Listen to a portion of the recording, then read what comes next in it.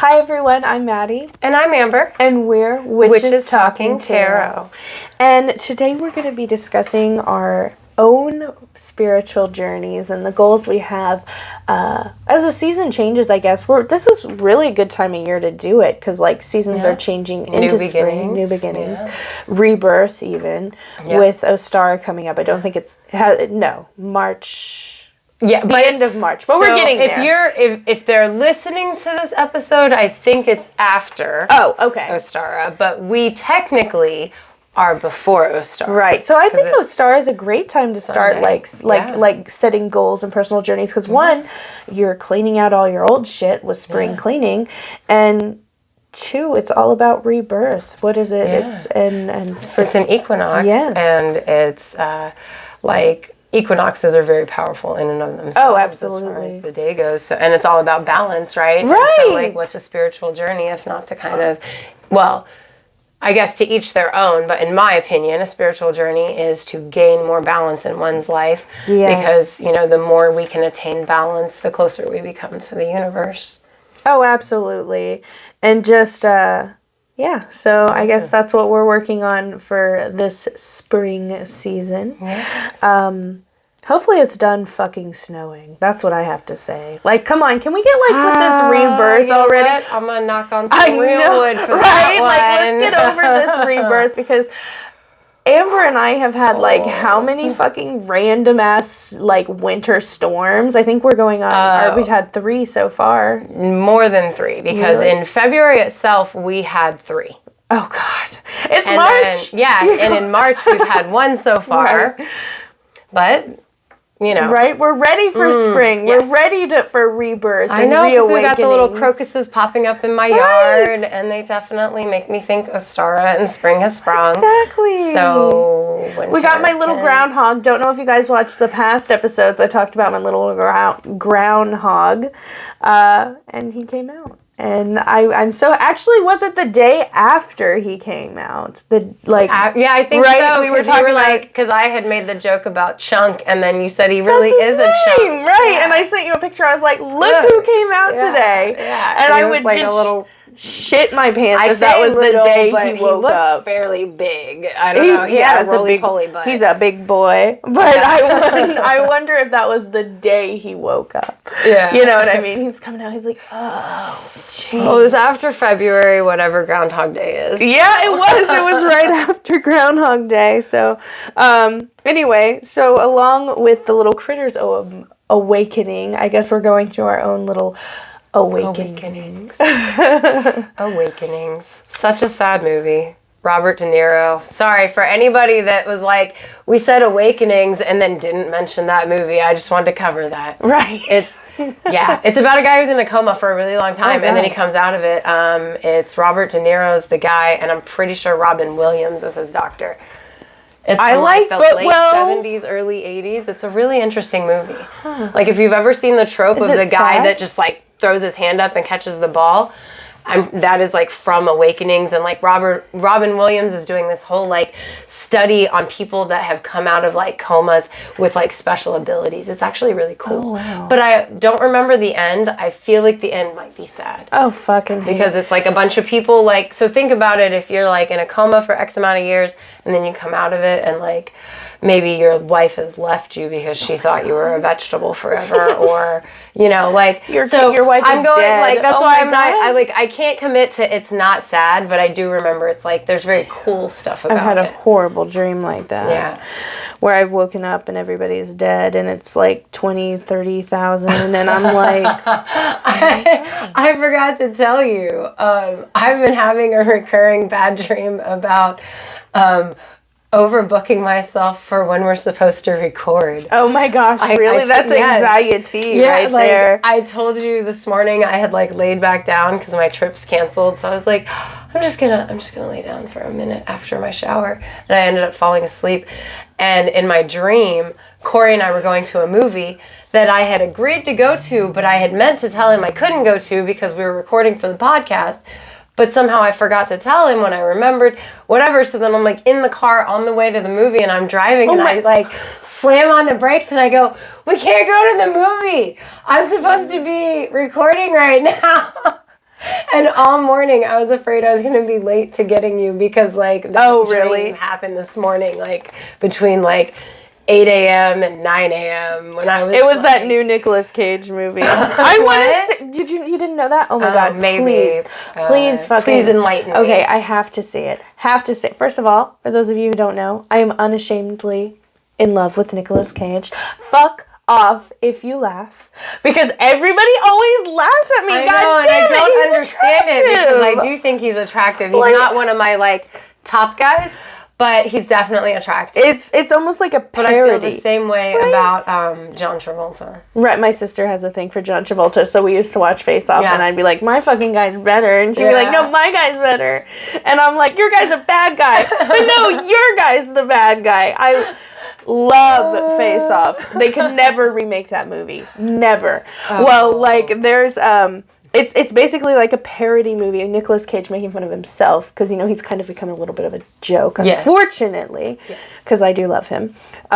Basically, he's broke, washed-up actor, sounds similar, named Nicolas Cage. He plays himself, and he gets invited by this billionaire to go to his house because he's a big fan. And so he does, and the billionaire is actually the guy that gets his head crushed on Game of Thrones. Oh, okay. So he's a good actor. And he's like, yeah, they become best friends. And all of a sudden the CIA pulls him aside and is like, this guy's a drug dealer. Your friend's a drug dealer. Like, he's like part of the drug cartel. Nick. I was not expecting that. He's like, Nick, you are a great actor. You have to pretend and get close to this guy. So he's like, okay. And then the other guy's like, they're like, dude, your friend's working for the CIA. Nicolas Cage is working for the CIA. He's like, no. So then, like, they're, like, against each other, and there's, like, this scene where they're, like, going to shoot each other, and he's like, I can't do it. I love you, man. He's like, you're Nick Cage. How do I fucking shoot you? And, like, Nick Cage has the golden guns from fucking Face Off. And he's, like, pointing them at him. He's like, I can't do it. You know what? I love parody movies where they play themselves. Like, okay, so Jean-Claude Van Damme, I want to say on Amazon Prime, he has a show that's like him, but like it's like Jean-Claude Van Damme the whole time we've been enjoying him in like all those 80s, 90s movies.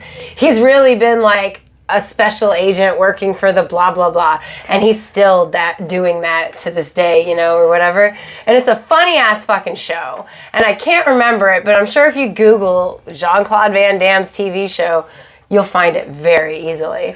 But that shit was funny. And it reminds me of this Nick Cage, like what you're saying with Nick Cage. And it's literally called Nicolas Cage. Right? That's what like, the movie is called. Like, the Jean-Claude Van Damme show, something like, it's got his name in it. That's why, like, if you just Google it, you'll know. Because, like, but there's also Bruce Campbell, who's in all the Evil Dead movies. Mm-hmm. He has a movie called My Name is Ash, where these fucking teenagers who love his horror movies that he made come find him in, like, a trailer park or some shit. Because, like, all the crazy shit from the movies that he was in is going down in their town. And they think he's really a hero. Oh, yeah, exactly. They come and they find him, and he's, like, trying to convince them that he's just an actor. It's all fake. They're like, no, and they're like, no, man, it's real. You gotta come with us. And so finally he starts thinking, like, maybe it's a paid gig. Mm-hmm. And so he, like, goes with them, and all this shit starts happening. It's fucking great. Oh, that sounds fantastic. I'm gonna have to see this. You got to. Like, whenever they do that, it's always good. I've never found one that's bad. There's so many jokes. Like, there's a scene where he's like, I'll give you $20,000 for this because Nick Cage blew his fucking fortune by buying all this shit. And then there's one scene I'm really excited about. I have to go on a date with my husband and see this movie because Nick Cage is like, I am Nicolas Cage, and I'm like, oh my God, he's Castor Troy. And that's my favorite part in Face Off, when he doesn't want to be crazy but he's forcing himself to be, and he's like, I am Castor Troy. I'm like, you are Castor Troy. No, let's go have sex. See, I feel that way about Nick Cage from the movie Gone in 60 Seconds. Oh my God. He'll always be Memphis Reigns for me. We tried to watch that movie. My husband did not like it at all. Oh, but the brother's great. He's the funny guy. Giovanni Ribisi? He's hilarious. I mean, like, my child is named Giovanna. Like I the love brother? That. Yeah, his real that's his real name. Yeah, his real name in real life. Like the brother that's also on Friends. Yes, his name's Giovanni. I like his has comedy. A lot to do with her whole name. Well, I like his comedy. Like when he's on Friends, he's like, "My sister's gonna have my baby." Like everybody. See, I always had a crush on Giovanni Ribisi, so I was not the biggest fan of that character. He was so dumb. I know. Dumb is where you lose me. You could be the hottest dude in the world, but if you open your mouth and stupid comes out, no. Oh my God, does that mean you don't like Joey from Friends? I think you're not like that big of a Friends chick, but like Joey's kind of... Don't call me out on my bullshit. I love Joey. He is my favorite guy friend. I don't think about how stupid he is, damn it. Rachel and Joey forever. You're right. Joey is... Yeah, you're right. He's so dumb. Damn it. Damn it. You called me on it. I do like Joey. Yeah. I didn't even think about that. And maybe it's because Giovanni Ribisi's usually not such a dumb guy. Is he not? Like, I only seen his comedy, and then I saw Gone in 60 Seconds. So is he usually like a really serious actor? I have no idea. From what I remember, yeah, like I watched a lot of weird ass shit on like HBO and Cinemax and Showtime in the late 90s that I couldn't tell you what all of them were. Like there's this one movie called The Way of the Gun, and I don't think Giovanni Ribisi's in that one, but The Way of the Gun's really fucking good. It's also really weird. But then there was this movie that had... I think it had Giovanni Ribisi, and it had this guy who I had a thing for. And I definitely should not have probably been watching this movie based on the subject matter. Like, I watched really fucked up indie movies. Like, and I can't remember the names of all of them. Like, Roxana Arquette was in this particular one that I'm thinking of. And the gentleman that I had a thing for, he had a very, very Slavic type of name, like Dimitri or... I don't mean to laugh. I was just thinking of that name. I was like, Dimitri's very Slavic. Yeah, that's so funny. But I can't remember his name. But like, anyway, like I feel like I watched Giovanni Ribisi in several movies like that. Specifically, he might have actually been in the one with Rosanna Arquette that I'm thinking of. And they're really like weird ass movies. Like, do you know what Twin Peaks is? The show Twin Peaks? Okay. I've never actually been able to sit through it. Yeah, I don't think I've ever sat all the way through it. I may have had to watch it while on psychedelics one time and was like, this is too much for me, and left. Because how do you watch that when you're like 16 and doing things you're not supposed to? I don't know. But anyway, like I've never gotten through Twin Peaks, but like the movies that I would watch like late night on like the movie channels, they had that same like weird ass shit vibes. Does that make sense? Oh, yeah. So, like, I feel like I saw Giovanni Ribisi in several of those movies. That's why I already was a big fan of him before Friends. And I like comedy when it comes to sitcoms. I just don't watch that a lot. If I'm watching something that's funny, it's almost always a cartoon. Usually an adult cartoon, but sometimes still kid cartoon. We're talking about weird indie movies just right now. And I almost want to, do you mind if I mention another podcast? Of course. I almost want to ask a Doom, what is it? Is it Doom's podcast? Doom Generation podcast to do, well, do they only do, they do newer movies too. It's not just 80s and 90s, right? No, they do like stuff from their childhood. Oh, okay. So never mind. This is definitely not one of them. Yeah. But then there's like I Hate It, Let's Watch It, and there's a lot of different like indie pop culture podcasts. Oh yeah, I'm not actually a fan of those shows at all. Doom Generation's so fucking funny, and I Hate It, Let's Watch It is also just funny. Like they are so funny. A movie I will podcast. Watch them. I should say a movie podcast, or maybe I Hate It, Let's Watch It is one of them. I don't know. I'm not entirely sure, but it's Womb, which I told you about, and it's the weirdest movie. I hate it. Let's watch it. Like I'm just saying, not to steal their logo, but I'm like. Yeah, if you want to suggest that to somebody, that's like right up their alley. That's me. I was listening to their episode today about Santa Jaws because I think I told you at Christmas time I watched that movie. Yeah, it is hilarious. It's the worst it's called Santa Jaws. Jaws has a Santa hat on. Like, it's not actual Jaws. I love shark movies. Yes, they're my favorite. It's funny as shit. And I Hate It, Let's Watch It. They did an episode, and I listened to it today. I bet, you know what, though? Like, part of me is, like, kind of defensive, though, about Womb, because it's like, yeah, it's really weird and stuff, but, like, don't tear it apart. It's, like, fucking weird. You know what I mean? Yeah, no, I love weird movies. Which has Matthew something. It's the specific idea of that movie is what made me go, oh, because I remember exactly what you told me. Right. I mean, it's about a woman who carries her husband's clone. And then gives birth to her husband's clone. And he, like, grows up fast. Right. But she still, like, raises him. And, like, it's fucking weird. I hate it. Let's fucking watch it. I'm going to have to pitch that to them after we get off here. Like, do this movie, please. I would love to listen. I would love to listen because it's not necessarily one of my favorites, but it's so fucking weird. Such a weird indie movie that it stuck with me. Mm-hmm. You ever watch something, like, so fucked up that you're like, oh, I can't get that. Like, I don't remember the title of it, but the movie that I'm trying to describe with Rosanna Arquette and the guy with the Slavic name... It's so fucking weird. I'm pretty sure Bill Pullman's in it. Like, I like him. It's got, like, hardcore, weird-ass Twin Peaks vibes, but, like, it was a good movie. I watched it more than once. And then there was one where, like, that actor was, like, in some weird-ass... The actor whose name I can't remember, not Bill Pullman, but the young guy that I had a thing for, like, he was in some other weird-ass movie where, like... He's, like, trapped in somebody's, like, house, and they're, like, an alien or whatever, and there's, like, plants everywhere. Oh, that sounds fantastic. It's, like, it sounds fucking... It was. I watched it more than once. Can't remember the name of it, because I watched so many fucking weird movies back in the day. There are some weird movies I really want to watch, but I'm terrified to. For example, the Human Centipede. I knew it. That's what I was thinking. I've never seen it. Don't watch it. No, I'm not going to. Are you saying? No, oh, you've never seen it? I've never seen it. I'm not going to watch it. No. And then I really want to see. Not going to watch it. I want to see Tusk so bad, but I can't bring myself to watch it because everybody's like, no, and I'm scared. I can't. I'm not going to. But the morbid curiosity is just maybe if I Wikipedia. Oh, my goal.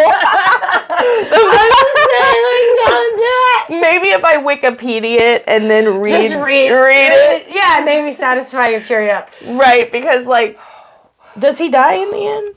No, he doesn't die. Do you want me to tell you? Okay, just tell me it, but don't make it scary. Does he die? I won't tell you, like, the whole thing, but he's in a zoo. What? With other walruses. Okay, stop. I'm scared. Oh, I'm sorry. I didn't think that would be scary. I'm saying don't watch it. I think I like but I see why thought it was going to be worse than what it was, and so you said it, and I'm like, like...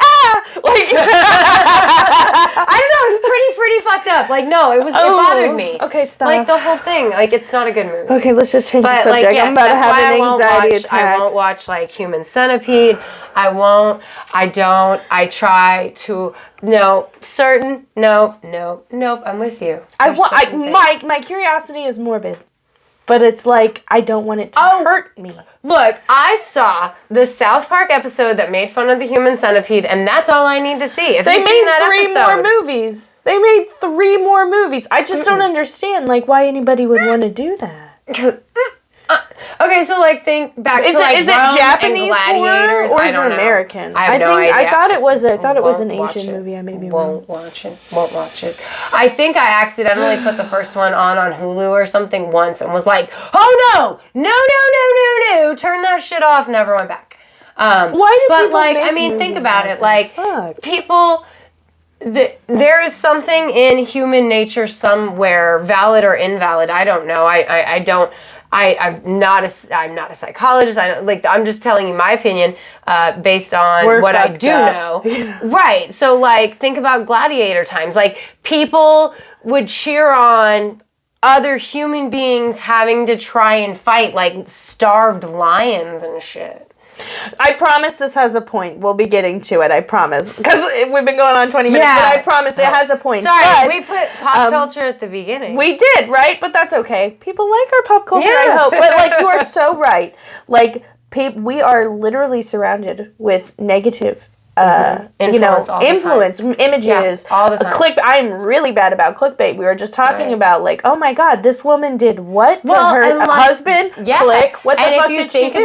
Sorry. No, you're fine. If you think about it, sometimes the clickbait that you click on, it's awful, but then you read the article and it's not awful, and then you're like, that was fucked up that I clicked on that. It's like, shame on me. She just stabbed him. What the fuck? I thought it was going to be Oh, no.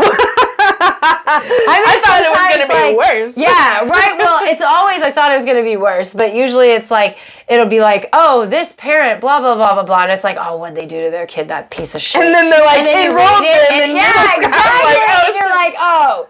Or like, took them to this special place because they were dying or something. Right. And you're like, I am a shitbag. You're like, wow, this is actually really wholesome. And I assumed it wouldn't be, and I'm a jackass for that. But the negative influence in today's media is everywhere. I'm not going to shit talk horror movies because I do enjoy them. Specifically shark horror movies. They're my personal favorite. I like me some animal horror. I love my slasher films, which is fucked up. I recently watched Nightmare on Elm Street. Oh god, it's so dumb. I love it. The OG with Heather Langdon Kim and fucking Johnny Depp. First of all, baby fetus Depp. Let's call him that because he's so young. But that's the Johnny Depp I fell in love with. Oh, he's so handsome. That's classic. Is it weird of me to say he's so handsome? Like because he's young. Like he was so. He was in his 20s. Oh, he was. He's just playing a teenager. You're so fine. He looks so innocent. And he is. He's like the innocent character. I do have to say, I've watched the new one and the old one. I think the new one's more fucked up just because they took the original script. That's why I fucking hate the new one. Oh, well, that was the original script. I looked it up. The original script, he was supposed to be that type of person, but because a similar thing happened in California, they changed the script and because they didn't want it to seem like, oh, this is based off of this. Right. So what they did with the newer one was take the original plot line, and doesn't matter. It's pretty fucked up. The original Freddy man, like it's not as scary. He is what he is. He's fucked up and he's awful, but he's not that kind of fucked up. Exactly. Yes. That's why a bunch of people like in my age range, I would say, were very angered by the new Nightmare on Elm Street. Like I refused to watch it for a very long time because I had heard, and then I watched it, and I was mad about it because Freddy and the Nightmare on Elm Street series as an entire whole is like my favorite horror movie series. Right. It is my absolute favorite. And so to change, like, being a child murderer is bad enough. I'm sorry, I don't mean to laugh, but damn, let's add other shit on top of it. Right, like, it's already bad enough that things, like, because if you watch more than just the first one, it goes more in detail about Freddy and what he does. So it's not like he's made out to be a good guy. Right, no. But he was never that kind of fuck. Well, and I think the reason why I have respect for the newer one is simply because they did take the original concept that unfortunately they couldn't do. What was it? It was 83, something like that. Unfortunately, that they couldn't do, and they ended up revamping it the way it was originally supposed to. And I get where people just were not a fan of that, and it makes me wonder if they came out in the time, if they went ahead with the original plot, or not the original plot, because the plot's the same, but the original story for Freddy, if it would be as loved as it is today. I think that if it had that element in it, at that time frame in the early 80s, it would have been swung into the satanic panic, and you just couldn't do that. Right. Like, there were reasons why they didn't do it. Have a successful franchise. Now, there are franchises that did delve into the satanic panic, and they did like latch on and become part of it and like capitalized on the satanic panic itself. So dumb. Dude, it was real though, man. I know, totally. Like, and don't play Nirvana, or not Nirvana. Don't play fucking Kiss backwards. Listen, it says Satan loves me. Oh, Satan not just Kiss. Like there was more than just that. But yeah, all of those things are so stupid. But like also, anytime somebody was found dead in the woods, like, oh, it's a human sacrifice. Well, is that when that Ricky what's-his-fucking-face came out, who was a Satanist? That was in the 80s, am I right? Are you talking about the guy in... is it Rodriguez? I don't think is it Ricky? It's something Rodriguez, right? You're talking about the Night Stalker. The Night Stalker. Somebody Ramirez. Oh, Ramirez. Oh, God. Richard Ramirez. Richard the Night Ramirez. Stalker. And he was so horrible that literally the cops had to save him from the people of Los Angeles or California. Whatever city in California. The guy is a fucking psycho. But I'm sure he added. He was spotted. And they knew who he was, and the people chased him through the streets, and they were beating him to death when the cops arrived and saved him from the mob that was about to rip him apart. That's how hated Richard Ramirez was. And yes, he 100% was part of the Satanic Panic, but I think he probably added to it. He didn't latch on to it. Like, he was a Satanist. Yeah, oh yeah, the guy was fucking crazy. He was legit.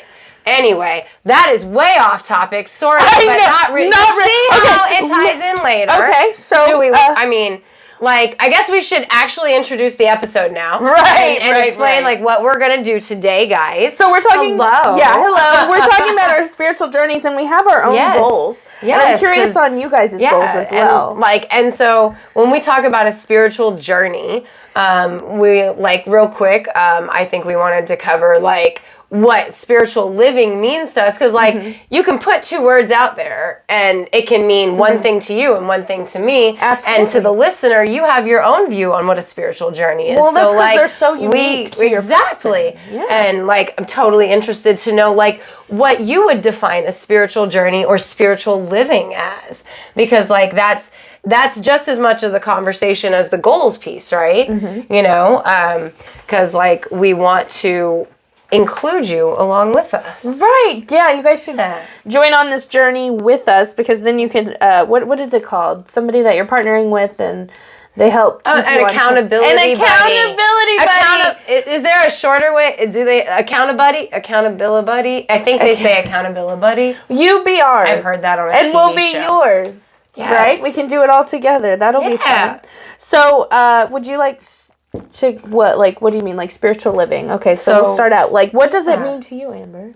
To me specifically, spiritual living means living my life in a way that I feel I am doing the most that I can to be connected with my universe and my own body, because it started from a standpoint of wanting to better understand my own body and my health and things like that, but also as within, so without. So as I'm connecting within, I'm connecting without. And spiritual living is just all the ways that you are trying to raise that vibration, as we talked about earlier.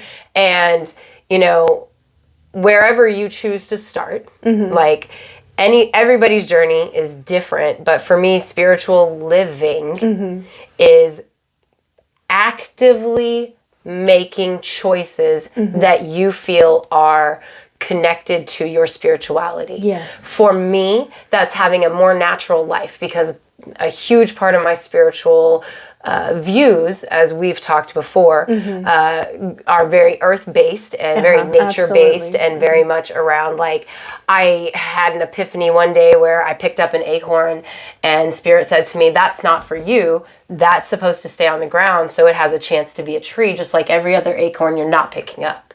And I said, fuck, I can't take shit anymore. Because you kind of alluded to that in a previous episode about how I might not pick flowers, but other people could. That was an epiphany that came to me. And it's just that is something that I include in my view of spiritual living, is being open and connected to those messages all the time while being, trying to live my daily life, because in this life, it's really hard to live spiritually in that regard. Oh, absolutely. And as for my own belief in spiritual living, it's very much in tune with yours. I personally, don't necessarily I don't want to say fall for, I mean follow the path of don't pick up something that's natural. It's just a weird thing that I had. I'm just saying, and not everybody does. As an example of my way of spiritual living is when I have those epiphanies.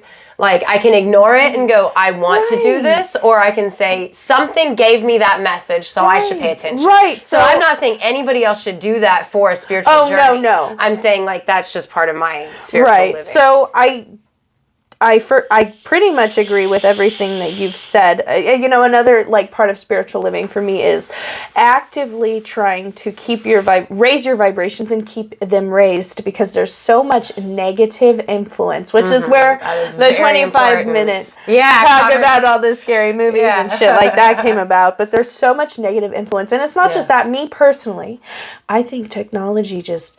Oh my God! Your overwhelming. Your phone is in your right up. You to your heard ear. mine calling to me all the time while we were trying to talk, even after I put my phone on my assistant so we could record. To sound all weird, but it's okay. We're all weird here. Yeah.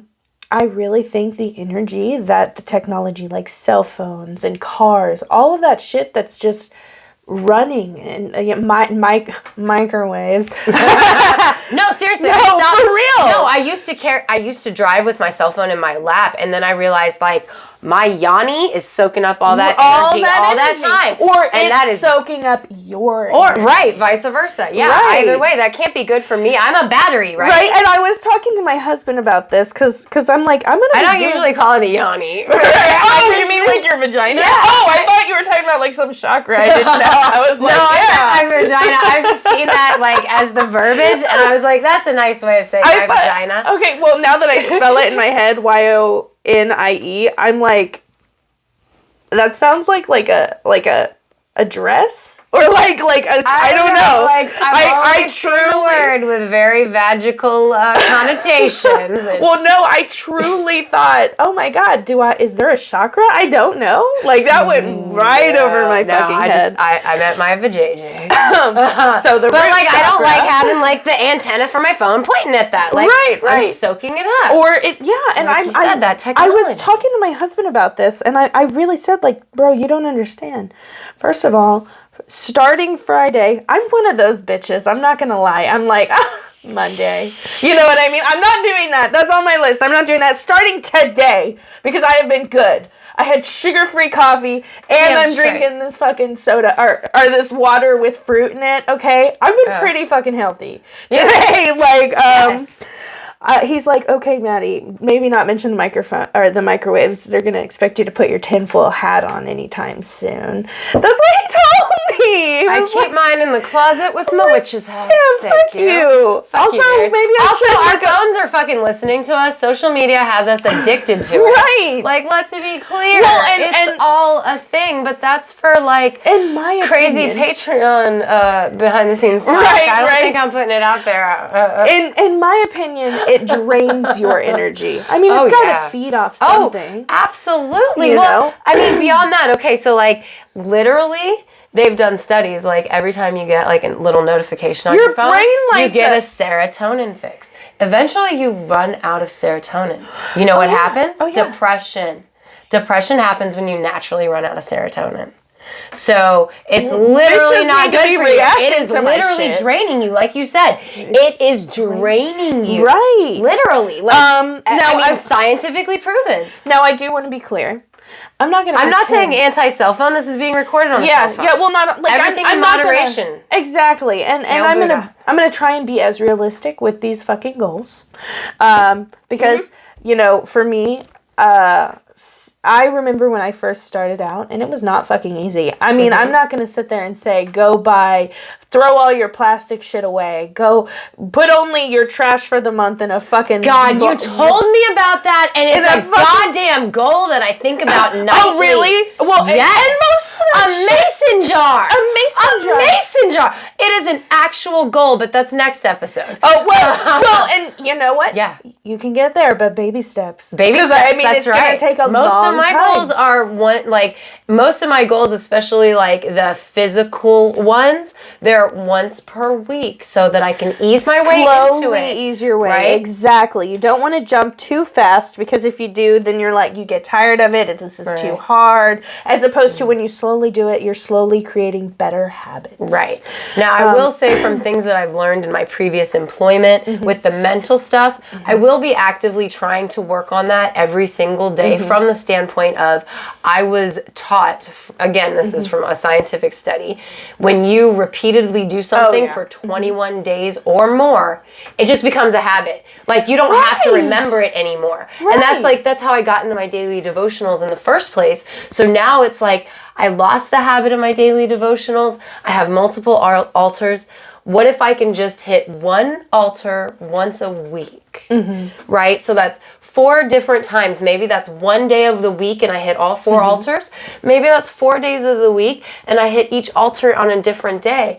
But it's just a baby step to get back into that practice so that I feel more connected with my spirituality. Right. So, like, referring to the technology we were discussing, oh my God, I think I'm addicted. I'm going to put my phone down for 1 hour and then I'm like, oh shit, maybe I can't do that. Holy shit, I didn't realize. Like, I mean, I'm laughing about it, but I'm over here like, no, like, seriously. Yeah, my phone has me trained that, like, I removed Facebook from my front screen several years ago. Or from, like, I had to go into my apps to be able to get onto Facebook, because... That's a great idea, though. Yeah, I'm on Facebook like, all the time. Exactly, because I'd go get on my phone for something else. Click open was but fucking I'd Facebook. click Facebook, I'd be in Facebook, and I'd be like, why the fuck am I on my phone? It's been 45 minutes. Was I supposed to do something? Like... What just happened to part of my life? My husband doesn't have Facebook for Well, my husband doesn't either. He will not do social media. He has an account. He is not on Facebook because he knows himself, and he knows if I get on Facebook once, I'm going to be on it all fucking day. Well, see, and my husband just, he's that tinfoil hat type where he's like, they're trying to control you through social media.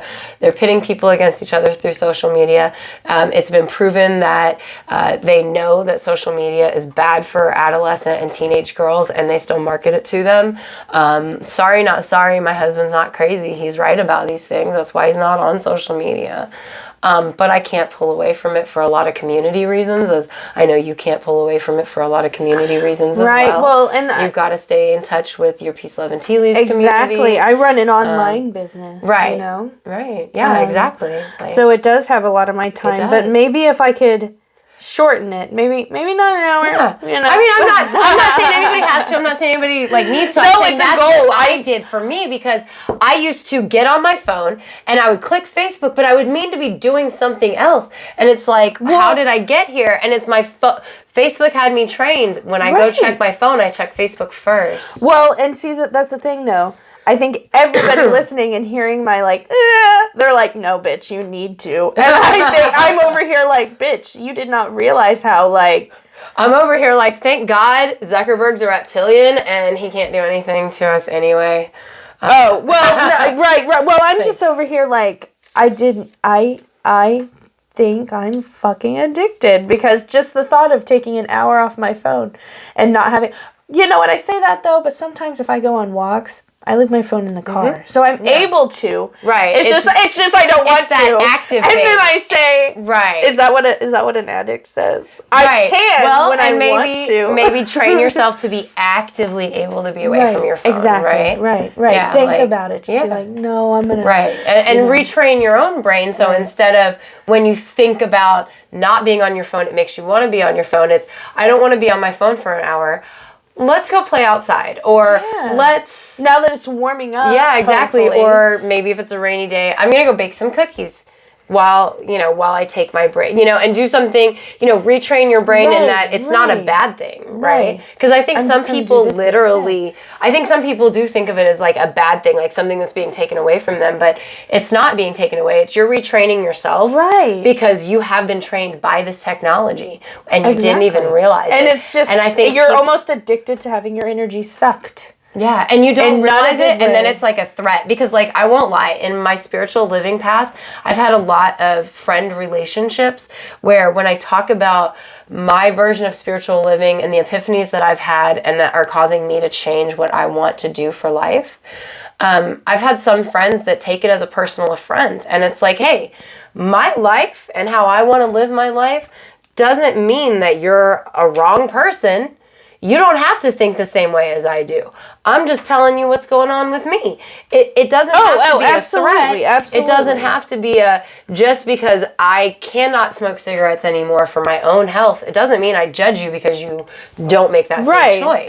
Everybody's life is unique. Right. And I think technology is the same thing. Some people get a little threatened when you say, you might be addicted. They have this gut reaction of, no, I think it's the phone couldn't have power over me. Well, and I think it's any addiction. That for sure. Like you had mentioned cigarettes, and then you've got phones, and so. Well, like I'm addicted to coffee, I guess, because the thought, Amber, do not take my coffee. Amber, away. You are addicted to coffee. Yes, like absolutely. Like if I was not actively once a week making myself start drinking potions, intentional, putting good things into my body. This one is for cleansing purposes, right?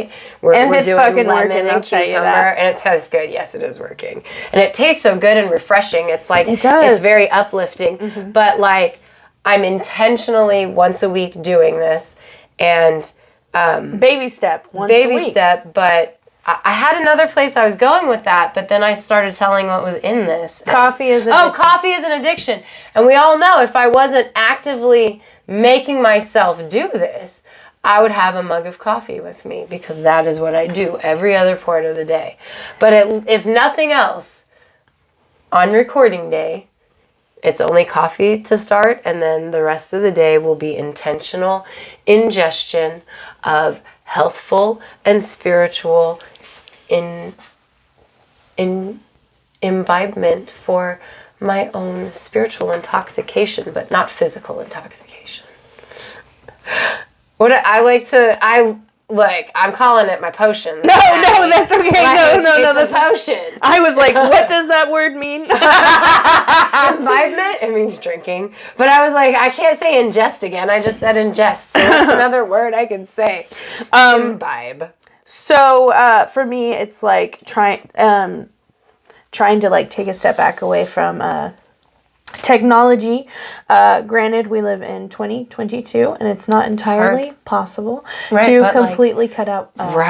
Exactly. But taking a step back. Well, just going outside. Fuck, I am an inside buddy. I've always been a home buddy, an inside buddy, always since I was a child. Not because I'm a couch potato, but just prefer the inside. Mm-hmm. So what I would like to do is take time, maybe. To actually get outside, because being inside all the time is not necessarily like super good for you. You've got to be outside. Yeah. You know? Yeah. You've got to be outside, and connecting with it's good for with the earth. I think that body, goes along with mind, what you were spirit. saying. Exactly. Yeah, absolutely. So that's what spiritual living is to me. Basically, I am recapping for myself, trying to raise your vibrations and keep them raised through mind, body, and spirit exercises and physical exercises. And physical exercises doesn't necessarily mean running, but physical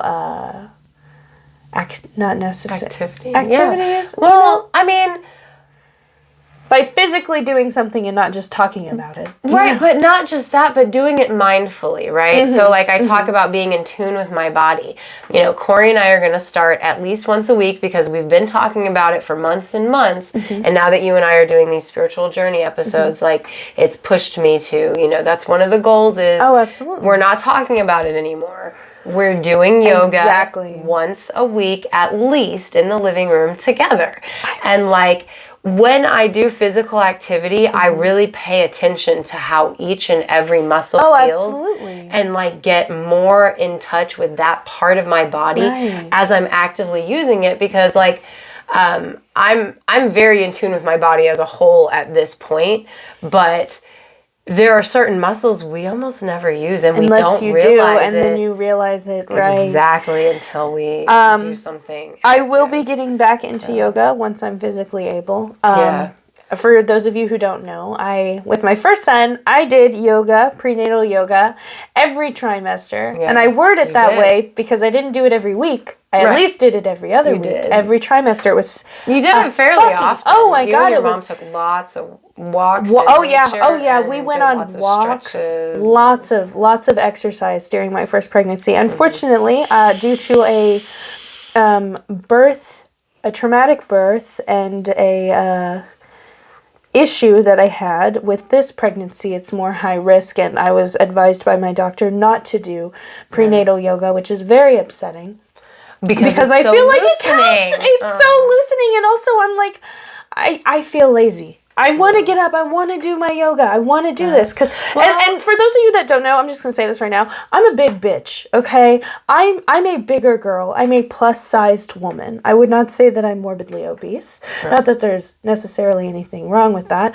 But I am a bigger girl, and you can absolutely do yoga if you are a bigger girl. If I, over 200 pounds, can put my head, my freaking foot behind my head, I promise you can get there. You're going to have to start out again with baby steps. Maybe not fully touching your toes, but reaching as far as you can. Well, and you'll get, like, further. You'll be able to push your body further and further and stretch further. It's crazy. Well, and during this pregnancy, can you do little things? Like, I always used to, like, because, I mean, housework is physical, like sweeping. That is exercise for your arms. It's not heavy lifting, but it's still like constant motions, and you can like you can do different like things where you can still get some of the same safe movement. Yes. Walking with this pregnancy is the one that she recommended the most. Unfortunately, with yoga, with the stretching, it stretches on the uterus, which is where unfortunately, I have 3, didn't know I had 3, scars. Really horrible, like really bad tears. Yeah. And if I pull on them too much, then it'll open up, and I don't want that to open. So walking would be the best thing for me. Okay. So I would love to go on hikes. The weather. Yes, now that the weather is better. I've already been on 2 this year. Yeah. When we've had those breaks in the ice. Yeah, right. I've already been on 2 when I could, on those nice days, and they were very nice. Yeah. Theodore loved them as well. So I definitely want to at least walk, because I don't want to let this is just my personal opinion, I don't want to let my own physical, what would you call it? Limitations hold me back from actually getting out and doing something. Yeah. You know? And that's just me, you know? Yeah. I would... And like speaking of getting out and doing something, like I know, I think one of our mutual goals is farmers market produce, which means excited. No matter how bad I don't want to get out, I fucking have to on Saturdays. Right. I would love to go with you. Yes, that would be fun. Get some photos. Like okay. Molly, here's the camera. Right, and the baby. No. Yeah, exactly. But I went last year. I went last year with Theodore. I brought him with me, and he.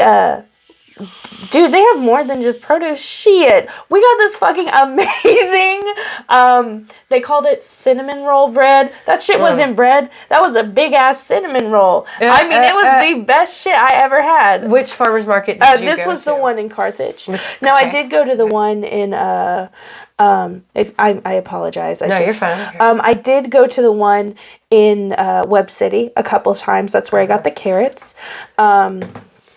And they have great shit. They got bread. They do. Like Web City, we went like, I think at one time it was open twice a week. Oh yeah, it is.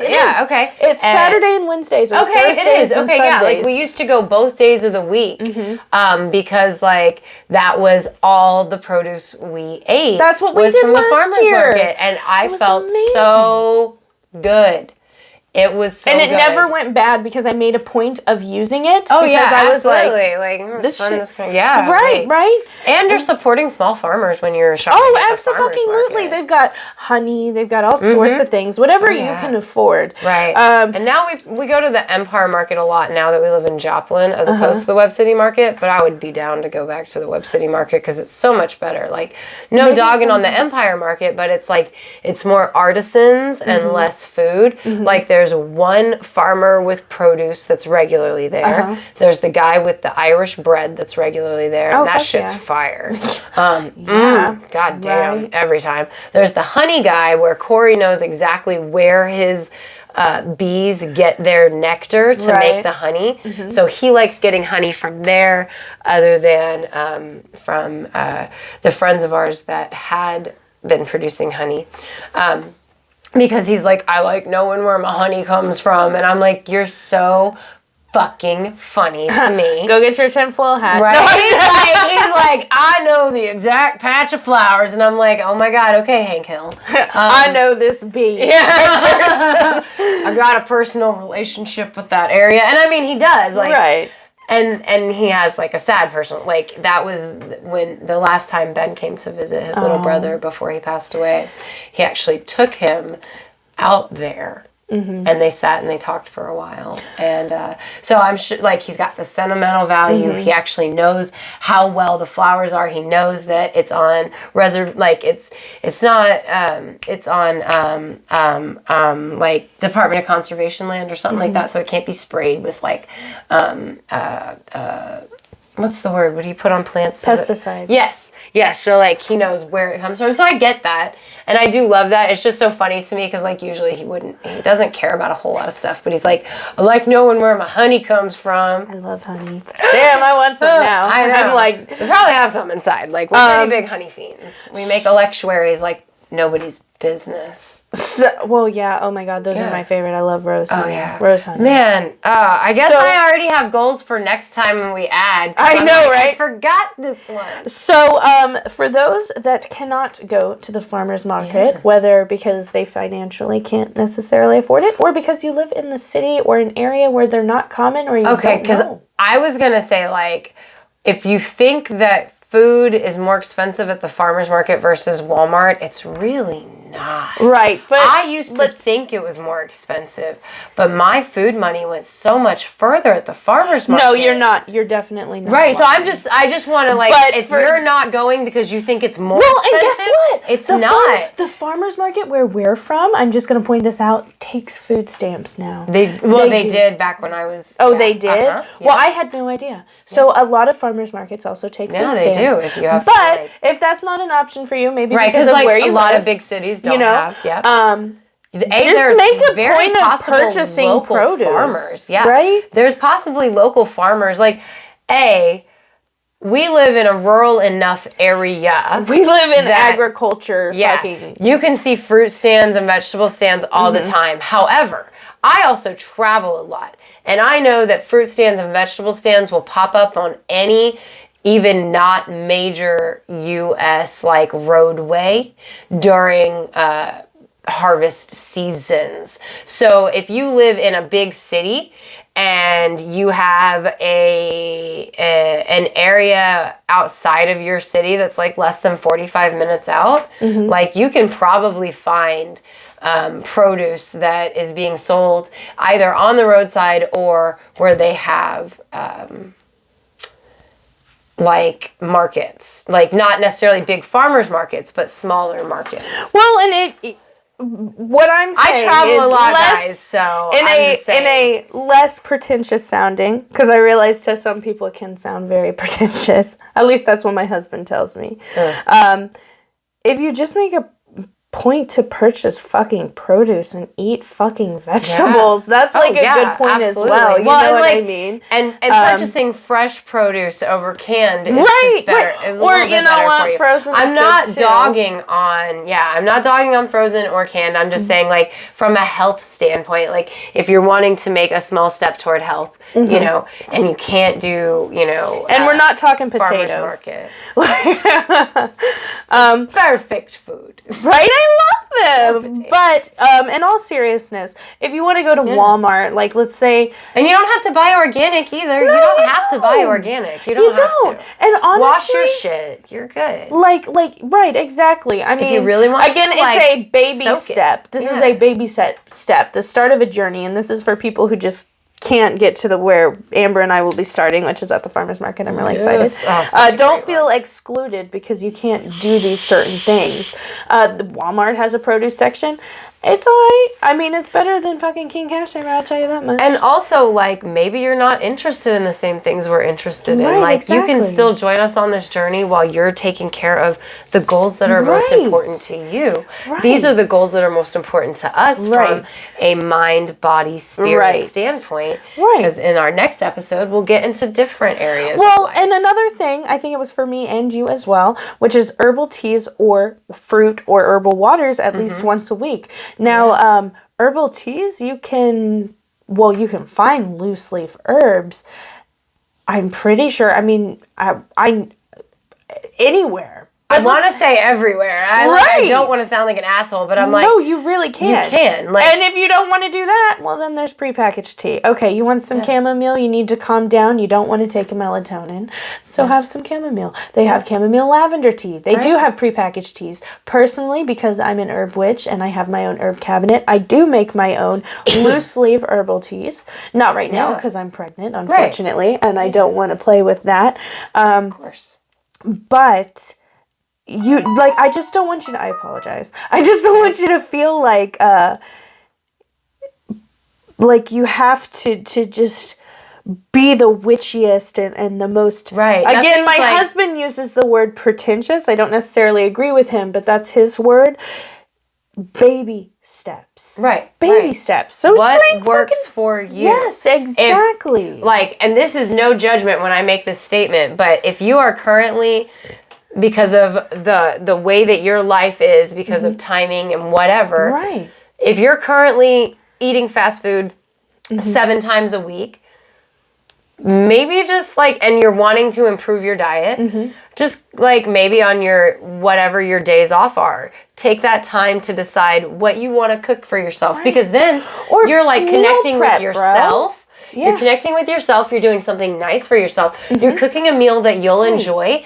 And you're learning how to cook some more. So, as time goes on, the more that you learn to cook, the more you learn that cooking is, I don't want to say just as easy as fast food, because we all know it's not. Well, but sometimes it is. The reward in cooking is just as much of the reward in time saved in fast food. Well, and as someone... for some people. Oh, absolutely. And as someone who is working 6 days a week and who had a husband who was working 6 days a week just a few short years ago, the crock pot is your friend. It is also, super witchy as well. Yeah, it's like also a fucking cauldron. That shit's bomb. Fuck yeah. Right? I mean, at least everybody has a crock pot. You don't have to... Yeah, you don't have to go out and buy stuff, but, if you have an Instapot... Use that thing. But at least very valid for its money. Most people have a crock pot. We didn't. That's why we got an Instapot. Oh, do you not have one now? Well, we have an Instapot. It works like a crock pot. It also does a lot of other stuff. We have had many crock pots throughout the years. But, when one breaks or the lid to it breaks or goes missing and XYZ. I don't like to wash the crock pot. That's why we don't use it much. It's so fucking... Oh, my God. It's so... It was just bulky. Yes, bulky. But it's worth it if you want to eat at home instead of getting fast food. Yeah, absolutely. And if you're working all day. I used to actually... I worked a really weird shift. I worked 10 a.m. to 6:30 p.m. So after the kids went to school, between 8 a.m. and 10 a.m., or I guess I probably left for work at 9:30. So between 8 and 9:30, I used to clean the kitchen and get the stuff for dinner that night ready.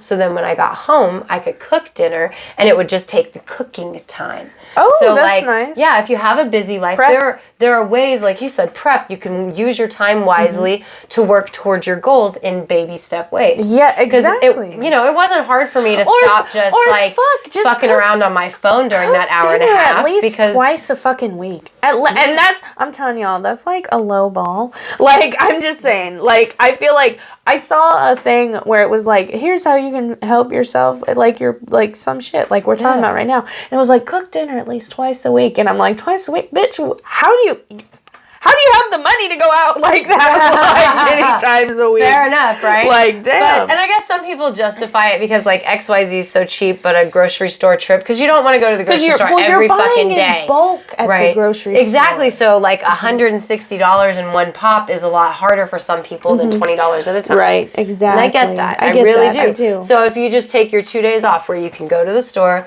you can buy just those things, you'll find that it is just, it can be just as affordable to cook from home. And also, use your leftovers, people. Well, and hold on. Use your leftovers, people. Like, you know, like when... It's very discouraging when you cook a full meal. It gets eaten one time. This is bitterness. And then it gets just like thrown out or fed to your dog, but now you don't have a dog that eats home food anymore, so now it just gets thrown out. But yeah, so it's not entirely bitter, but like also use your leftovers. Like that's if wasting you have, less. Exactly, it's wasting less. Yes, and that is part of all of it. Yeah. But also like it's less intimidating if you cook XYZ on, let's say you're off on Wednesdays and Thursdays. So on Wednesday you make whatever for dinner and you go ahead and you cook a little bit extra meat and rice, whatever, right? And you leave that plain. And then tomorrow night, now you just add some vegetables or whatever and you've got a whole other meal that was real easy. All you had to do was saute up your vegetables and reheat the chicken and rice. You know what I mean? So like another way of doing baby steps and making it economical for yourself if time is a factor. And I say this from somebody who does a lot of stuff in my daily life, and time is always a factor. Hence the beginning of the show where I talked about that recurring nightmare where I overbooked my time. Well, and let me... It's the third time I've had that dream. Oh, God. My nightmares, especially when I'm pregnant, are I'm swimming. Oh my God, my flip-flop's going away. Somebody help me get my fucking flip-flop! And it's just like floating away in slow-mo. And I'm like running in slow motion to get to my flip-flop. And then it like turns a corner and it's fucking gone. That shit's terrifying. Well, you know what? Before I worked on my throat chakra, my recurring nightmare was my teeth being pulled out. If you ever heard me talk about I actually have dreams about that. Like, I didn't even think about the throat chakra. I read about it being connected, and I don't have those nightmares anymore. my God, I will look in on that because I had a terrible... Mine fall out. Like, mine would be if I tried to speak, either to defend myself or to say my opinion or whatever, if I tried to speak in these dreams, the act of trying to open my mouth would, like, one level of teeth would pull the others out. So the only way to not have my teeth pull out was to keep my mouth shut. And like that's more spiritual than mine. Mine are I look in the mirror and they just rot the fuck out of my head. That's creepy as fuck. Oh my God, I look like a fucking zombie. I have those. Or I'm like, is this tooth loose? Oh shit, I have those too. Those are scary. And then they just like wiggle, pop. Yeah. Oh my God. I read that all of your mouth or tooth related bad dreams have to do... Okay, so I say all. From a spiritual perspective, guys, I'm not a psychologist, whatever. Right. I'm just telling you what I read. And from this perspective, it said that those dreams are a direct result of a throat chakra that is not being exercised, right? I will look into that then because I have those dreams constantly and those they're were terrifying. my recurring nightmares for like 20 years. They are absolutely terrifying. They are terrifying. So another one of the things, like I just want to say, fast food is more than just McDonald's. It's also Frozens. And I am not going to lie, they are so convenient. They are. So convenient. We were living off them for a hot minute I guess right before COVID. And they're not life even was so necessarily busy. Economical. I mean, as someone who eats a lot of Frozens, not a lot of Frozen, but as someone who has done both, I find that when I'm like, no, we gotta get cheap food today. We gotta get cheap food. We actually spend more money getting Frozens than fresh, which you wouldn't think so. No, I find the exact same thing when we break down and get fast food because I hate getting fast food. Like you saw me in there earlier being like, how can I cobble a meal together? Right. I it's really shocking. It's like almost like they trick you into thinking, oh, this is faster and this is cheaper, but it's really not. But it's also really not good for you. Like some of it's like fucking sawdust filler. Like, right. Not to be a propagandist. Sorry, guys. No. You are absolutely right. Now, frozen vegetables. Okay. Those are $1. Those are good. I mean, they're literally $1 if you get great value. Frozen vegetables. I have nothing wrong So another part of my body goals personally is I want to eat less sugar. Now, before I had this baby, I was all sugar-free. Sugar-free candy, sugar-free coffee creamer, sugar-free sodas, sugar-free. I hate sugar because it's so bad for you. I did a sugar detox and I literally shook and my teeth were chattering and it was like a drug withdrawal. I mean, I was convulsing. I almost went to the ER.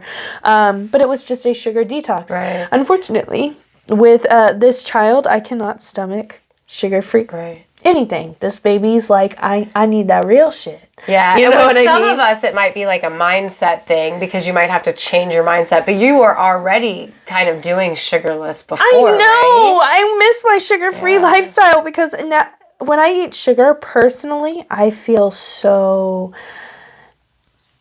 weighed down. And let me say this, when I say artificial sweeteners, I do not mean Splenda. Splenda is man-made. First of all, it's fucking disgusting. Splenda, do you like it? No, okay. I don't Splenda like it. is I only do man-made. regular sugar or honey. Now, there are all natural artificial sweeteners like stevia. And not as good, I'm not going to lie. And there's also, what's the other one? Monk fruit is a good one. Like, there's all sorts of natural artificial sweeteners you can use. So I'm not saying use the man-made shit. Right. Like aspartame. Gross. You know what I mean? Like, so I'm a big fan of honey when it comes to natural sweeteners. I mean, absolutely. I go for sugar or I go for honey. And like, you can go look in my cabinet. We have one thing of sugar that my dad gave to us. Well, when I say sugar, I mean, we don't use it very often. But you also mean added into other packaged foods. Well, you can't avoid it completely. There's sugar in sour cream. There's sugar in mayonnaise. Right. But I mean the specifically added. Sugary, right? Like snack cakes are going to have more sugar than like granola bars. Right, exactly. You know, like just actively trying to reduce or just exactly. Right, exactly. Like reduction, baby steps. I'm eliminating all of this. It's right, exactly. I'm making better choices. That, you know, like when you have the choice of a Pop-Tart or a granola bar, and which one do you choose for? You say that? And my thought is, they have the same amount of sugar. Well, but it's not you. It's just because I literally studied this shit for over a year. So I'm not claiming to be a huge nutritionist or dietitian. I don't eat regular granola bars. I only eat you mean like the crunchy kind? Yeah. Well, I love I love Kind bars. I cannot justify spending $10 on 6 bars though. Kind bars are like one of those things like when I'm on the road and my client's in their appointment and I'm like starving at this point. They're delicious. They're $2.50 at the gas station. They're only 50 cents more than the Special K protein bar, which no hate because I love it. But it's all fake shit giving you protein, whereas the Kind bar is real, and you can see that it's real, and it is so good. And when it's a 60-cent difference or 50-cent difference, they had. I mean, if you I don't buy 10 packs of them. I don't buy 10 packs of them at all because if you can afford the 60 cents unless difference, my Ibotta app has a rebate. They had a great value version at Walmart, which is crazy because it went from $10 to like $6. So I was like, okay, I'll get that. We used to get those. They don't have them anymore. Yep. And it's like, they had the yogurt coating on the bottom. Or chocolate or like dark chocolate. Yeah, some of them were yogurt, some were peanut butter, some were dark chocolate. Yeah, so we loved those. Right, they're gone now. And that makes me really sad because those were one of my go-tos. Yeah. But I just mean like when I say, okay, so a Pop-Tart, maybe a granola bar has the exact same amount of sugar as a Pop-Tart, but not everybody thinks that though. What has better calories, what has more value in what is in that product, even if it does have the same amount of sugar, even you're still making a better choice for yourself. Right, exactly. And like not trying to say like you can't eat Pop-Tarts. No. The unfrosted ones. No, I'm just kidding. But like, no. And not everybody knows that about sugar. I only do because I really did like a entire year's worth of research before my husband and I decided to go sugar-free. Because I'm not one of those that's like, I'm going to fall into a crash diet and just do that. It's appalling how sugar is in everything. Everything. Well, and it's really not good for you. It's in fucking cheese. Because, like, remember both of the times that I told you I was, like, super sleepy and took one of my extended naps this weekend? Both times were preceded by me eating a large amount of sugar. And then yesterday during work, I had switched out cars with GX. I had to use her car. And she has, like, a 16-pack box of Rice Krispie treats. Oh my God. And I was like, God, I'm so hungry, and I'm headed to my client, and I'm like, I'll just eat one real quick. 20 minutes later, it's like sugar coma. Like, my eyes don't want to stay open. And it's like that sugar, it rushes through you, and it's not good for you. Like you said, you feel so heavy. It's so fucking good, though. It tastes like good as a motherfucker. So good, and they know it is. Yeah, and so it's in everything. Everything. It's appalling what it's in. Like, and that's why one of the things I keep bringing up during this episode is just like being mindful of being mindful of what you put in your body. Right. Even if it is going to have sugar in it, does it have other valid things? Like, yeah, Kind Bar's got sugar because it's got. But is it natural sugar? Right. Versus added sugars, which would be and that's where my less sugar comes in. Exactly. You know, but when you said granola bar, I was imagining the fruit-filled ones. That's what I was thinking. I was like, damn, those are fucking good. Well, I won't lie. As I said it, I was like, this thing that is like glistening with the sugar that is sticking it together, it probably has just as much sugar as the Pop-Tart over here, but this is oats and this is nuts and other good things as well as that amount of sugar. So it's like, be mindful of what you're putting in your body. Just like, you can down a cup of apple juice, that's straight sugar. Eat an apple. Exactly. Thank you. You're putting it perfectly into words when I say I want to eat less sugar. I'm not fully cutting out sugar. Exactly. I'm not one of those that's going to just do no sugar. Natural sugars, you can't avoid it. And like, just like when I say I try to be more natural with my life. Yes, I eat fast food. No, I don't eat McDonald's because they're an evil corporation. But I like McDonald's fries, but damn, we don't eat their fries. We don't eat McDonald's either. We truly do not. And every time I eat McDonald's, I'm like, I am a fat bitch. I can't believe I just ate that. Like, I feel horrible. I didn't eat McDonald's for 6 months because I saw this documentary. Well, it wasn't even. Please, everyone forget that I started to say the word documentary. It is not. It is a dramatic movie that is based on... No. Okay. It's... What was it called? Wait, you're talking about that one asshole. I know what you're talking about. It's on Prime. I almost watched it. Yes, I watched it, and like basically the McDonald's Corporation itself stole the name McDonald's from the McDonald's brothers and made them rename their own fucking restaurant. I saw that movie. I was so pissed off. I stopped eating McDonald's for 6 months, and then finally I was with Corey, and we were like we needed to grab a bite to eat. We were on the road, and it was like, he always says to me, you're the picky one, where do you want to eat? And it's like, every time I tell you where I want to eat, you don't want food from there. So just, you pick a place, and I will figure out what I want from there. Well, of what was around, McDonald's apparently is where we went. And I ate McDonald's for the first time in like 6 months. It couldn't have been Corey. Did it fucking taste hates good, McDonald's. though? It must have been the kids. Did it taste good, though? It tasted good, and my gut felt like shit. Oh, yeah, absolutely. Oh, my body was like, why, bitch? Why you do this to me? Because McDonald's has that temporary taste. It's that. Oh my God, that grease. Oh, it's good. But then it sits in your stomach, and for me, it sits in my fucking mind because I'm like, bro, this is so bad. Well, and for me, it was like this moral guilt because I didn't want to give them my money because I live in a capitalist society, so if I want to tell you that I'm against your company, the only way I can do it anymore is not give you my money. So I was ashamed that I ate McDonald's. I'm gonna cry. I don't want to get into that, please. I'm sorry. You know it's a sensitive subject for me. Fucking McDonald's. Anyway. But like, so for me with spiritual living, a lot of it has to do with like mindset things, right? And like, so there's mindsets of my own that I've been working on for a long time, but there's some things that I need to do better. Right. I need to mindfully, actively work on. Like, I love the mindful set because that's just the perfect way to describe it. Yes, exactly. And it's like I want to actively work on changing my reaction to unpleasant news. Like, my reaction to unpleasant news, no matter what my internal reaction is, my external reaction is always anger. And I want to change that because that's not how I feel inside. It's just after a long time of that being how it went, I picked up this just react with anger and do all the other shit later. And it's almost like part of it's a protecting myself. Like, I don't have to be sad right away. I don't have to be hurt right away. I can just be fucking angry at the situation. And sometimes that's a situation where while you're explaining it, people don't forget that. No, you can't. Exactly.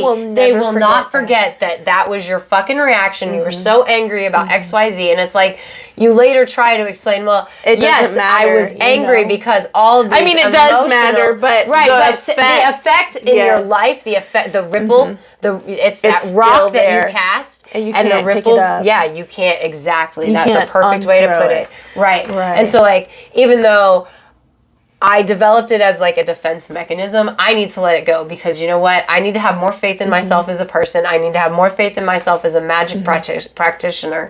And I need to stop letting fear of everything else hold me back. And anger is a great defense against fear, just like it's a great defense against pain. Oh, absolutely. Anger gets to become a go-to because it's easier. Like, do any of you feel that way? Am I the only asshole? Like, no, it's definitely a common thing.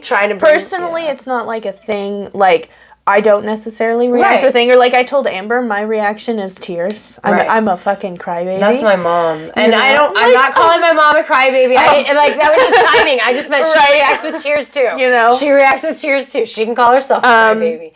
I'm not. I don't think it has the same effect. I mean, it's still a problem. You know, needing to it's just control that. Not even control that, but show emotion properly. Right. It's connecting with the appropriate emotion in a mindset of dealing with that emotion appropriately and controlling my behavior. I'm talking for myself right now. Just controlling my behavior enough.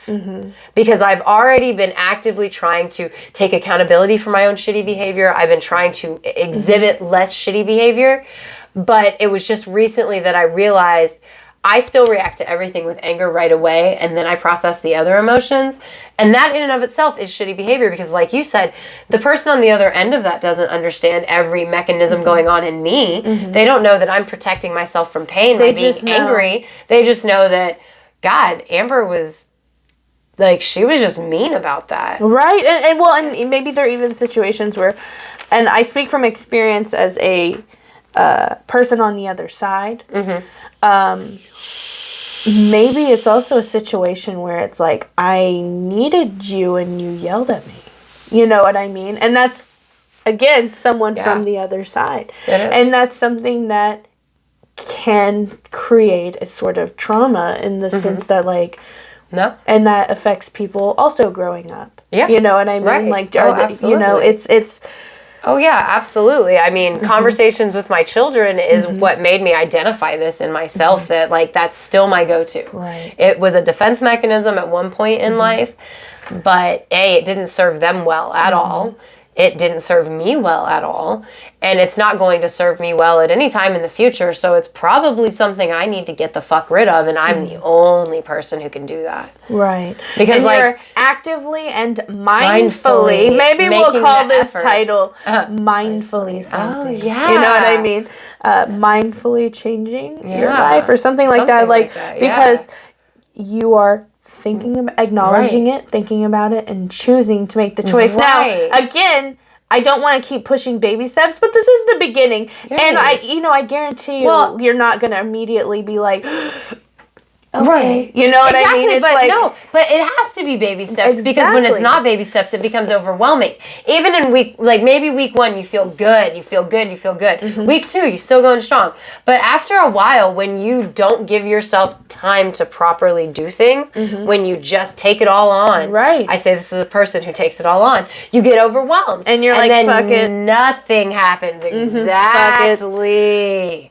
Exactly. So part of the mindfulness is being in touch and in tune with yourself enough, or honest enough with yourself to know what your limitations are. Right.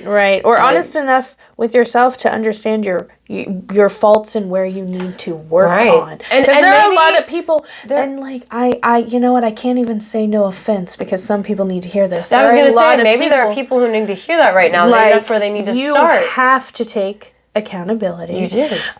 For your actions. You have to accept. First of all, you have to recognize and accept your faults. You just can't sit there and be like, I don't have any faults. You know what I mean? Right, exactly. So even if you're cool with everything you do, you are a part of a community, and you need to have the ability as a person to reflect on your behavior and how it affects the relationships you hold in your life. Maybe, if I say something and your reaction is what it is, I'm not responsible for your reaction. Only you're responsible for your reaction. But I am responsible for what I have said or done. I'm responsible for acknowledging that it has caused whatever in you. And I'm responsible for making the decision of, am I going to change my behavior based on that? Am I going to acknowledge it with this other person? What am I going to do? And if you can't even take that time to reflect about how you affect people in your life, well then, this is maybe a reflection you should make, because we all affect other people in our lives. Well, even if you think you don't. One of my most, one of the couple, I guess, 2 quotes that I fucking hate and I can't stand. I want to say no offense to people who use this, but I can't say that because I cannot stand this quote, which is, well, I am who I am. Get over it. Well, that is a pet peeve. Better yourself, bitch. You know what I mean? You are who you are. You don't seem to be proud of that. Maybe you should do a little something to change who you are. Exactly. Because as I just said a minute ago, you're not even changing who you are. Person. You're changing your bad fucking habits. Right. You're changing your bad. So when people are just like, that's who I am, get over it. And I can't stand that, because that's kind of even if you think all your shit's cool, maybe other people don't think the same, and you're negatively impacting their life with every interaction you make with them. If you're actively choosing to not reflect on yourself or not be better, then you're bringing down the vibration of other people every time you make an interaction with them, and you're choosing to bring their vibration down by refusing to acknowledge your own vibration. So one of my least favorites. Sorry, that just as we were having this conversation, I was like, that just. And the other least favorite that I hate, and I want to let me explain after I say this, is when people say, well, your triggers aren't my problem. Listen, I understand to a point, but to another point, if you're openly being a fucking asshole, maybe just don't be an asshole. And when I say triggers, I don't mean necessarily mental health triggers or political triggers. I mean, if you say something shitty and I think it's shitty and I say, hey, that's shitty, well, you're just triggered. That's not my problem. That shit irritates me. That's why I don't like that T word. Yes. But I understand, because I've been on the other end of that, where I said to a friend of mine, because they said, so-and-so shouldn't be allowed to do whatever. And I said, well, who makes that decision? Because, if I'm upset by what you say and you're upset by what I say, who's right in that situation? We're both upsetting each other. Who gets to make that, right decision? But if you're purposefully trying to upset somebody else, and you know that it's going to, I'm upset, and your response is, that's not my problem. Well, in my opinion, that is continuing to try and upset them. Then, at that point, you are in the wrong, right? Because you've been told, I don't want to continue this conversation. okay, well, you're just a little bitch. Okay, no, I'm not just a little bitch. I don't want to have this conversation because it's not going to go anywhere valuable. Right. And it's going to take up both of our time. And maybe I'm going to be upset at the end of it. Maybe you won't be upset. But I will be, and you're going to be taking my peace from me. Right. And you're going to be bringing my vibration down. Exactly. And I don't want any part of that. And I want to be clear. Can just respectfully walk away. Oh, absolutely. And I want to be clear. I'm not referencing political shit. Yeah, absolutely. No. I'm just talking about somebody being like, oh, that dress is ugly. Well, that was really rude. Well, that's who I am. I'm an honest person. I'm sorry if you don't my being honest. That is rude. You know what I mean? Well, it's the thing people say. I can promise. That's what I mean. I mean, like, I'm saying there's a time and a place for everything. Right. And so, like, there's a time and a place for we each can have our own and it's whatever. But once it's been brought to your attention, like, hey, I don't want to talk about this. Right. And you keep pushing that. Well, you're being an asshole and you're doing it on purpose. And you should reflect on your own behavior if that's how you're choosing to interact with people in your life. Never do. I'm sorry, not to get on that. Yeah. But they never do. And that's somebody that, okay, so here's another fucking goal. Maybe it's, at least for me, eliminating people that I hate excluding people. You know what I mean? But eliminating people who maybe bring your energy down. Yeah. And I don't mean that in the sense that, we have different opinions on this, we have different opinions on this. I don't mean that in the sense of, I don't know. I hope you disagreements. Disagreements. I mean that in the sense that... You mean people that you feel worse after you spend time with them. Like, I can disagree with anybody. My husband and I disagree all the time on different things. Right. You know, we have different viewpoints on a lot. But if you feel like genuine my mom and I do.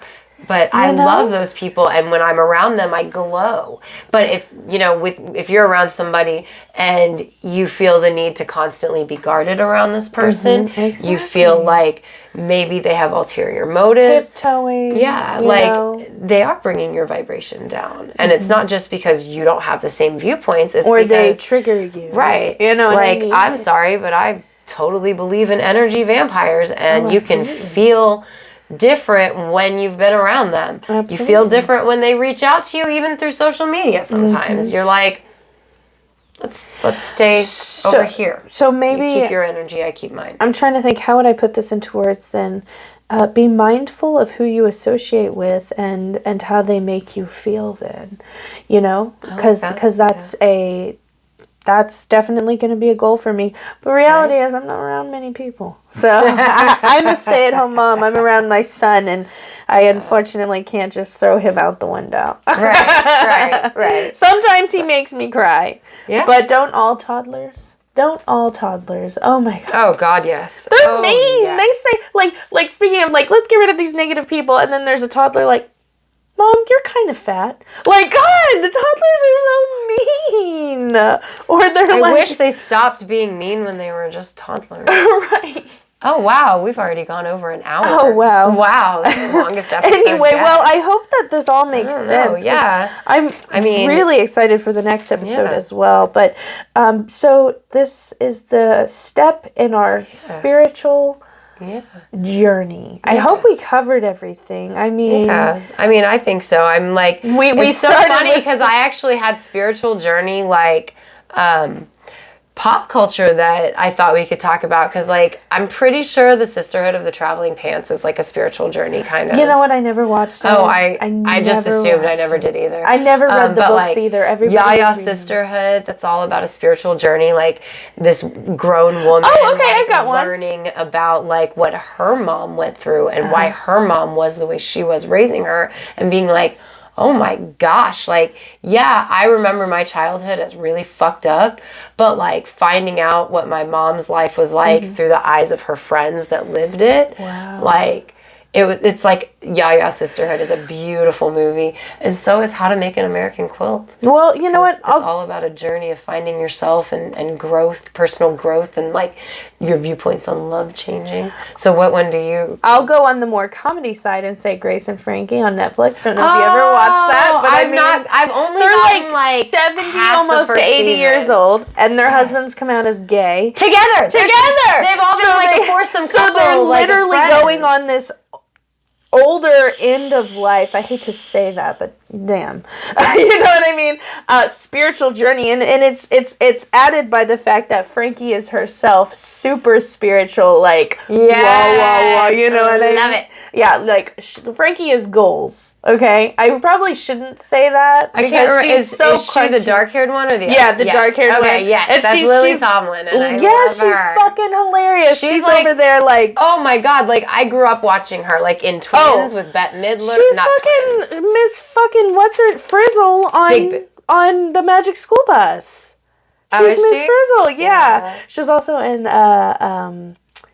Beverly Hillbillies remake. Oh yes, absolutely, love her in that. But like she and Bette Midler are in this one movie where I think it's called. They're twins. They're twins. I know exactly what you're talking about. Yes, like that was one of my favorite movies growing up. And I want to say it's called like Big Business or something. It is. Okay. I recently I called it Twins at first, but I was like, no, that's the Arnold Schwarzenegger That's a good one. That is a good one. I do like Lily Tomlin, and Twins is almost like a spiritual journey kind of too, because you got the country twins and the city twins. Oh, you mean the Big Business? You said twins, and I was like, my bad. You got the balance. You got the big business. Yeah, Big Business is like spiritual journey, but yeah, I guess in Twins, at least for Danny DeVito, it is kind of like a spiritual journey. Well, and also it's like. We're talking about imbalance in life. Fucking hell, we got Arnold Schwarzenegger. God. He gets the looks. He gets the man. Poor Danny DeVito. I don't mean to. I'm laughing, crying. He has the hot girl. He's got a hot girlfriend though. Oh my god! I love the actress. Would I kiss Danny DeVito? No. I've watched It's Always Sunny in Philadelphia. Amber's like, who asked that? No,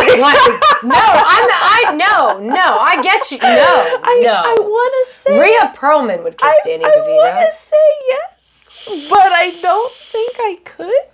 Would I kiss Arnold Schwarzenegger? Yeah, I guess. I mean, it's not the end of the world, but like, see, my thing is.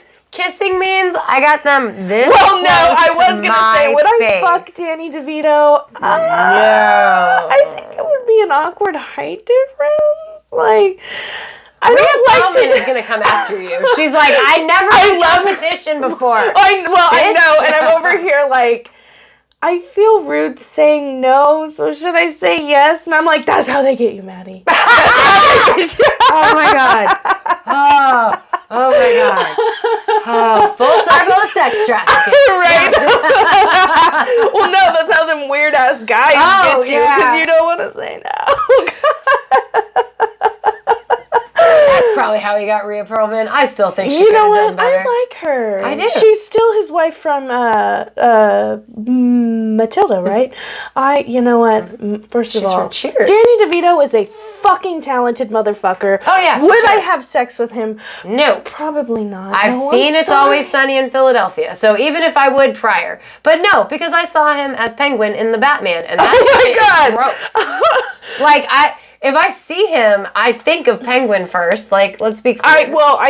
Eating the raw fish, like. When I think Danny DeVito, I think the satyr from fucking Hercules. But you know what? Arnold Schwarzenegger, I don't think it'd be too bad. And you know, the reality is, like, I don't think he probably could because of all the steroids. So.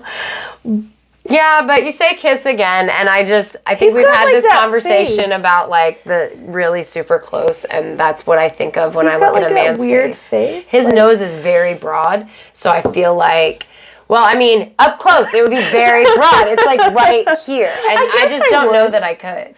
I guess I could. I guess if I like, closed my eyes and was like, this is the Terminator, never... You know, like, I didn't, like, well... I'm trying, okay? I'm trying to give these guys the benefit I get you. Like, I don't have it in me. Their girlfriend, I would kiss both of their girlfriends out of Twins. I would kiss both their girlfriends. They were pretty ladies. I like them in other things. But I think for me, maybe it's a clout thing. Because, like, I'm not necessarily attracted to Arnold Schwarzenegger, but if he says, hey, you want to kiss, I'd probably say yeah, because it's Arnold Schwarzenegger. But I think I said the same thing about Bill Clinton. So, no. Yeah. Like, I mean, it just depends. It's just, it depends on who you are. Can you think of any other spiritual journey, like pop culture-y stuff? But if you haven't seen any of the movies we just talked about, so Twins, Big Business, How to Make an American Quilt, Grace and Frankie. Grace and Frankie, it's a show on Netflix, and Yaya Sisterhood. You know what? Amazing movies and shows. Amazing casts in each of them. Grace and Frankie included. They have amazing casts. Absolutely. If you're like 80s baby, 90s baby, you grew up watching them. Well, I think there's a lot of spiritual awakening and spiritual journey movies in the teen range because that's when everybody thinks about it, which is what I like so much about Grace and Frankie. It's the other side. I was going to say, like, because I'm more familiar with the elder ones. Granted, How to Make an American Quilt she's like 26, so you're just getting out on your own in life, kind of. But I really like the older ones, like I'm still like Thelma and Louise. You know what? I wish I could them say older that. ladies that just had enough with life, and they're like, fuck it. So I really do. I like the Grace and Frankie. I like. Wait, is that the one where they kill that guy and? Yeah. Okay, so that's got Gina. What's her name? Gina Davis and. Oh, okay. So then, would A League of Their Own be a spiritual awakening type thing? Because I mean, like, all the men are gone, and they have to like do their thing. Would that's like a country's spiritual awakening almost, right? Because like they had to accept these women ball players, and then they like not only accepted them but like loved them because the women did such a great job. So I mean, I think that's like that's like the unconscious awareness that we wanted to. I'm so glad you brought that up because like the whole thing about all these spiritual awakenings that people are having now and spiritual journeys that people are going on now, it helps bring that unconscious awareness to like the same level where we can actually like, because sometimes with stuff people don't do it because they think like, oh, I can't. Because it's just too much. But like if everybody's going in that same direction, then the other things in life are going to go in that direction. And so you are more inclined to feel comfortable moving in that direction. Well, Does that make sense? You say that, and so my thought process is, okay, if we're going to count that, then maybe The Runaways. I personally enjoy that movie. The Runaways was the first all-female rock band. Joan Jett was in it, Sherry Curry, and women didn't necessarily, they weren't necessarily in rock band, but they were just now starting to really accept their sexuality. So to me, that's like again, a whole movement awakening. You know what I mean? Yeah, that goes right into the punk awakening too. But yeah, I don't know. I feel like the country's gone through so many awakenings, right? Like, what do you guys think? Like, I don't know. If you're still sticking around, right? This is a long video. It is. So I guess we should give our shout out to Melissa. Right. Hey, Melissa. Hey. Thank you so much for being our top tier patron. You help us put on a better show every week, so we appreciate you. And I guess if you want to see what we have on our Patreon, the link will be in the description. We've also, you can see what we're up to on Twitter at Classiest Witches and Instagram. You can literally see what we're going, because it's all pictures and whatever, at Witches Talking Tarot. And I can't think of any. No, I think we're good. We didn't cover. All right. So. Well, we'll see you next week when we're talking about what physical change. Or in 2 days, because this will be the Tuesday episode. 2 days. My bad. Yeah. Tuesday. Check us out Thursday, because we'll be talking about the physical, the community, the what you can do outside of yourself for your goals and your spiritual journey. Yes. Thank you for coming to sit with us for a really long spell. Right.